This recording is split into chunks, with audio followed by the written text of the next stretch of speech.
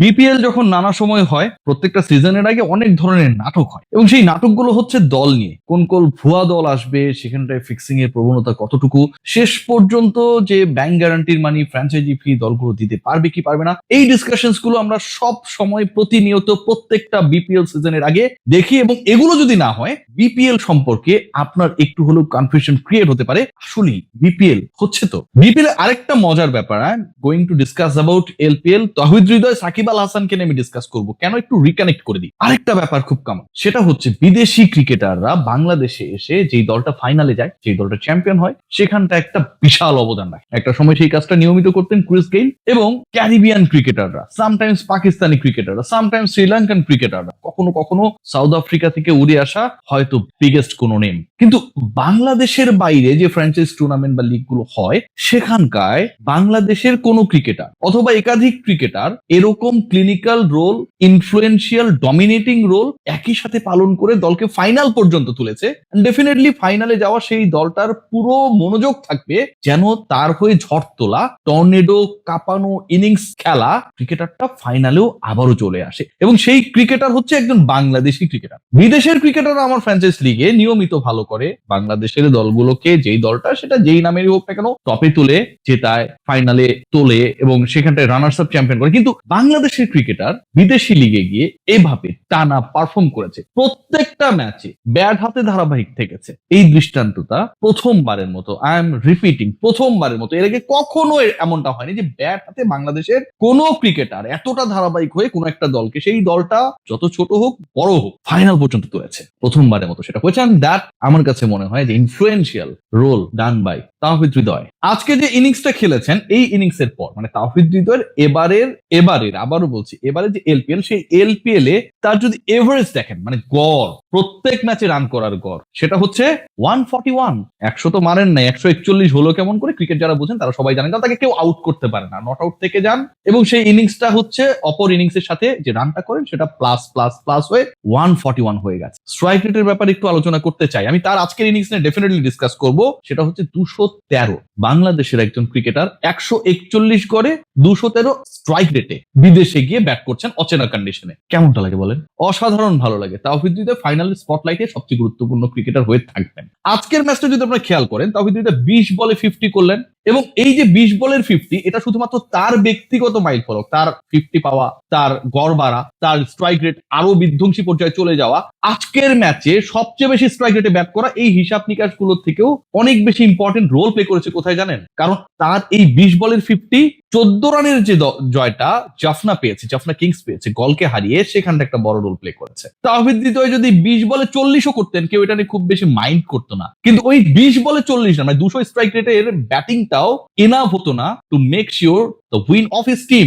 20 বলে 50 করা তাওহিদ হৃদয় যেভাবে পিটিয়েছেন, 20 বলে 50 করা তাওহিদ হৃদয় 21 বলে 54 করে অপরাজিত থেকেছেন, 5টা ছক্কা মেরেছেন, 3টা 4 মেরেছেন, এন্ড 257 স্ট্রাইক রেটে উপরে যারা ব্যাট করেছেন, একদম সেঞ্চুরিও হাঁকিয়েছেন। কিন্তু সেঞ্চুরি হাঁকানো তার স্ট্রাইক রেট 196, হৃদয় 257।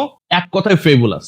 এক কথায় যেভাবে তিনি অফ সাইডে খেলছিলেন, ছক্কা মারছিলেন, সিঙ্গেলস নিচ্ছিলেন, প্রত্যেকটা বল মারতে যান নাই, কিপারের উপর দিয়ে বল পাঠিয়ে দিচ্ছিলেন। নামটা ভুলে যান। আমাদের ইদানিং অনেক অনলাইন প্ল্যাটফর্ম যারা বাংলাদেশের ক্রিকেটে একটা বড় রোল প্লে করে, ওরা স্পাইডারম্যানের মুখোশ পরিয়ে ক্রিকেটারদের নাম জিজ্ঞেস করে, দেখবেন অনেক ফটো কার্ড দেখবেন। হৃদয়ের এই ব্যাটিং ইনিংসে তার মুখটা শুধু চেঞ্জ করে দেন, মনে হবে কি হৃদয় না, এবি ডিভিলিয়ার্স ব্যাট করছিল। ক্রিস গেইল বাঁ হাতে, কিন্তু ডান হাতে যেন ব্যাট করছিল, এবং সেটাই যেন তিনি আজকে এখানটায় মঞ্চায়ন করেছেন। লাস্ট ওভারটা তিনি যেভাবে খেলেছেন, লাস্ট ওভারে যেভাবে তিনি ডমিনেট করেছেন, এবং শেষ ওভারে 2 ছক্কায় 2 চারে যেভাবে 22 রান নিয়েছেন, আরো একটা ম্যাচকে তিনি মনে করিয়ে দিয়েছেন। এর আগে 8 বলে 32 34 একটা করেছিলেন, 21 বলে 35 করেছিলেন এই দলের হয়েই এবারের টুর্নামেন্টেই।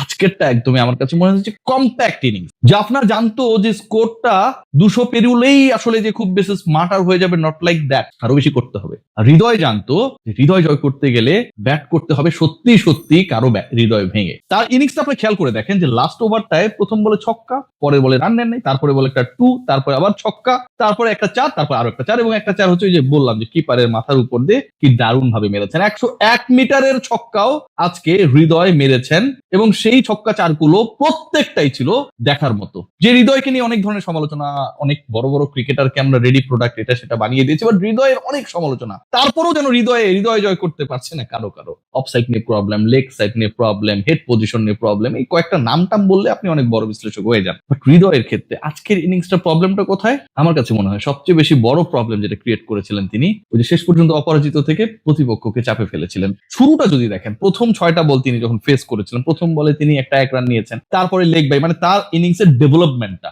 প্রগ্রেসটা আমি যদি একটু আপনাদের সাথে খেয়াল করি, সাকিব আল হাসানের কথা বলা রয়েছে, তারপর একটা 2 নিয়েছেন, তারপরে রান করতে পারেননি, তারপর একটা ছক্কা মেরেছেন, তারপরে আবার 2টা সিঙ্গেল। হৃদয়ের খেলা 1 2 3 4 5 6, প্রথম 6 বলে ব্যাট থেকে এসেছে 7 9 মাত্র 10 রান। প্রথম 6 বলে যেই ব্যাটার করেছিলেন মাত্র 10 রান, সেই তিনি পরের 15 বলে করলেন আরো 44। প্রথম 6 বলে 10 রান করার হৃদয় পরের 15 বলে করলেন 44। আমার কাছে মনে হয় এই 44টা রান শুরুতে একটু স্থিতি থাকা, পরবর্তী সময় ফায়ারি ব্যাটিং করা এন্ড প্রতিপক্ষের উইকেস্ট পয়েন্টকে টার্গেট করে নিজের স্ট্রেংথকে অ্যাপ্লাই করা। হৃদয় এগেইন প্রুভ করেছেন যে এবারের এলপিএল এ বাংলাদেশি ব্যাটারের ধারাবাহিকতার ব্যাপারটা এটা ফ্লুক না করে হয়ে যায়নি। বিগ ম্যাচের জন্য তিনি big asset for Jaffna. What about Shakib Al Hasan? Shakib Al Hasan প্রথম ওভারে 17 রান খেয়েছেন, এটা নিয়ে অনেক ডিসকাশন হতে পারে। পলিটিক্যাল সাকিব আল হাসানকে অনেক নেগেটিভ আলোচনা চলছে, পজিটিভ আলোচনা চলছে, এটা আমি যেতে চাচ্ছি না। বাট আজকে সাকিব আল হাসান একটা উইকেট পেয়েছেন, তিনি যে বল হাতে বিশাল সাকসেসফুল ছিলেন তেমনটা না, কিন্তু ওই একটা উইকেট, সেটা হচ্ছে চামিকা কারুনারত্নের 21 বলে 39, যখন তিনি মোটামুটি একটা ভালো পার্টনারশিপ, থার্ড উইকেটে যখন একটা প্রপার পার্টনারশিপ করে যে স্কোরটা পোস্ট করেছিল জাফনা, সেটাকে চেস ডাউন করার লক্ষ্যে ছিল, ওই চামিকা কারুনারত্নের উইকেটটা সাকিব আল হাসান নেয়ার পর কিছুটা হলেও যেই লক্ষ্যে, যেভাবে যেই গতিতে তারা স্টার্টটা করেছিল, সাকিবই তো 17 রান দিয়েছেন তার প্রথম ওভারে, সেটা অনেকটাই ফিকে হয়ে যায়। তো সাকিব আল হাসানের রোল কেউ ছোট করার সুযোগ নেই। The best part is that Shakib and Hridoy playing together. The best part is that এই দুজন ক্রিকেটার দলকে ফাইনালে তুলেছেন। And the best part is that বাংলাদেশের দুজন ক্রিকেটার তাদের দলকে বাংলাদেশের বাইরের ফ্র্যাঞ্চাইজ লিগে যে দলের হয়ে তারা খেলছে ফাইনালে তুলেছে। এমন ঘটনা আসলেই বিরল। হৃদয় জয় করেছে। আর